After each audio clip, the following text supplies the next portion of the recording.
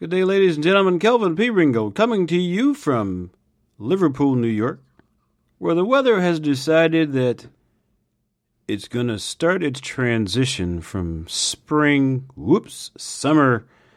beautiful, sunny, warm, shorts, walk by the lake weather, and it's going to start its transition into what will soon become the notorious New York winters.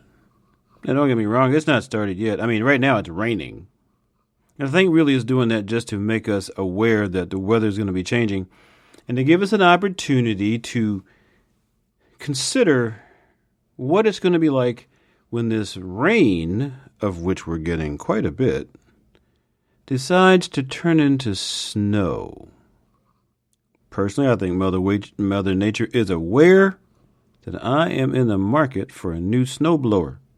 At the moment, I think she's working on warming up to saying, Kelvin, you need to stop procrastinating because I'm not going to wait forever. Really, I feel that's a personal message I'm getting from Mother Nature right now. So the question is, will he listen or will he take his chances? I don't know. At the moment, I'm feeling pretty brave. Or stupid, whichever it is, But I haven't bought the snowblower yet, but it really needs to be further up on my priority list.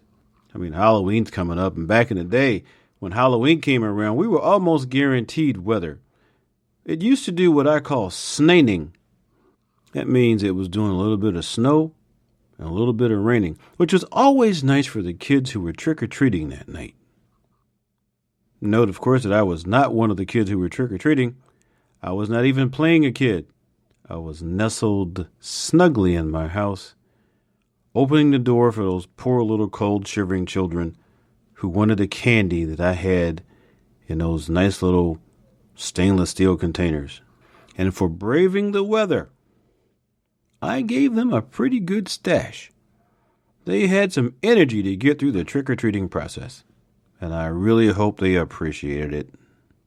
Anyway, that's coming up. But right now, I was going back through some of the old speeches that I've done, and, I've been a Toastmaster since 2009, and I've given some pretty good speeches. Some of them have been funny, some of them have been serious. But I ran across a speech a little bit ago. I said, this is a message that needs retelling. It needs to be incorporated into a number of things. And being as I have a speaking engagement coming up, I think it may be one of the little snippets I use. But I thought for now that it would also be great to share with you because it's got some really, really relevant points in it. So here's a question I want to ask you that it's going to be answered in the speech you're about to hear. Do you own a GPS? That's a nice seed question, don't you think? Well, the title of the speech is You Can Get There From Here. So we're going to let you listen to that, and you can tell me what you think later. In the meantime, have yourself an excellent day, and enjoy this little speech, and we'll see you next time.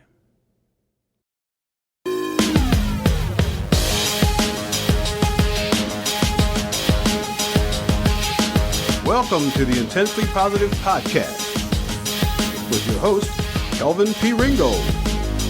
Preset your mindset to make every day count and make positivity your way of life. Are you ready?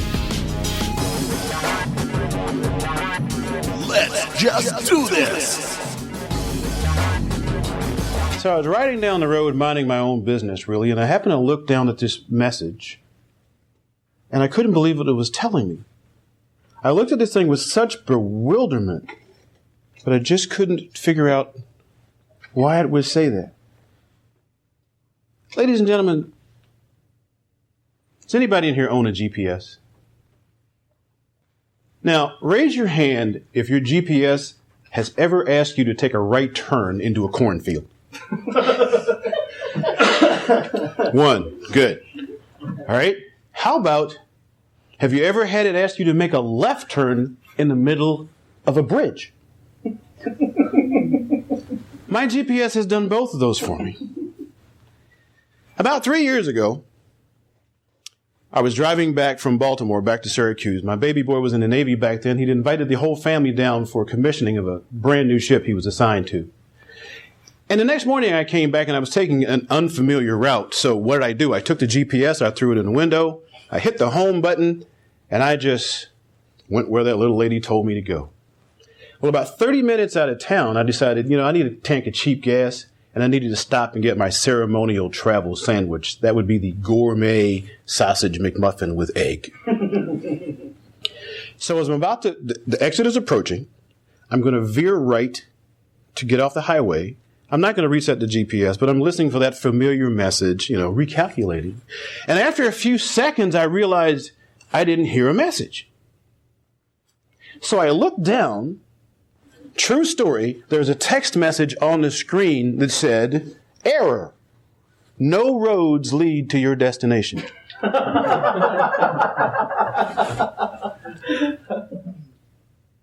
I was shaken by that message. It took me... I'm looking at the highway.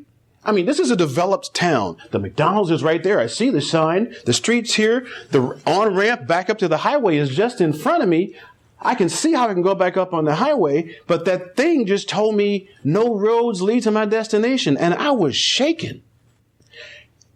And I didn't know what to do. So what did I do? Well, I shook it off. I looked around. I said, "Yep, this is a road. There's places here." I took the GPS, I threw it out the frickin' window,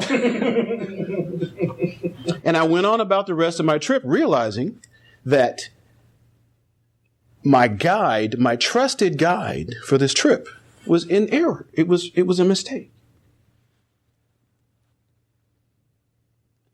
But doesn't the exact same thing happen in your life? You've got a dream, you've got a goal, you've got it planned out. You walk up to a friend and some well-meaning GPS says, "Oh, you can't do that. That won't work. You can't get there from here." Sometimes it's a friend. Sometimes it's a loved one. Sometimes it's just a jerk. You're supposed to laugh at that. Or maybe it happened to me just a little while ago, a fellow Toastmaster. I went to a district council meeting and the guy says to me, "Kelvin, what are you doing with your life these days?" And I said, "I'm preparing my business. I'm developing my business as a professional speaker." And he says, "Oh, no." He says, that's really tough if you're trying to make a living from it. That won't work. But what about you? Your goals, your dreams. I don't know. Maybe you went to college, you're going to come out and you're going to have a big company. You're going to be a CEO. You did your planning. You did your research. You got everything together. You had your step by step procedure. Everything was right. And you went and told somebody and they said, "Oh, no, you can't do that. I had a business once. You got to deal with employees. You have to deal with taxes. You got unions to deal with. Oh, that's too much work." What's the translation? You can't get there from here. But this is what I know. They're wrong. If you have your plan and you have your research and you know what you do, you can use your own mind, your own vision, your own intellect to determine where you are and how you're doing. So what do you do in that case? Well, first of all, you realize there's always another road. It may not be immediately visible, but there is another road. You just have to see it. What's the next thing you do? You need to hang around with achievers, people who are accustomed to winning. Motivational speaker Les Brown says, "Someone else's negative opinion of you does not have to be your reality. Just because someone else couldn't do it doesn't mean that you can't do it." What's the third thing you want to do? The third thing you want to do is understand that you can use your own mind. You don't have to take somebody else's word for it. If you want to know where you are, you can evaluate that. And if you're not sure where you are, Don't ask the guy next door. Ask an achiever. Ask someone else who's accustomed to winning. And the fourth thing you do is get a new GPS with updated software so that you can find McDonald's. Napoleon Hill says, if the mind of man can conceive it, and you can believe it, you can achieve it. What's the translation for that? You can get there from here. Mr. Contest Master.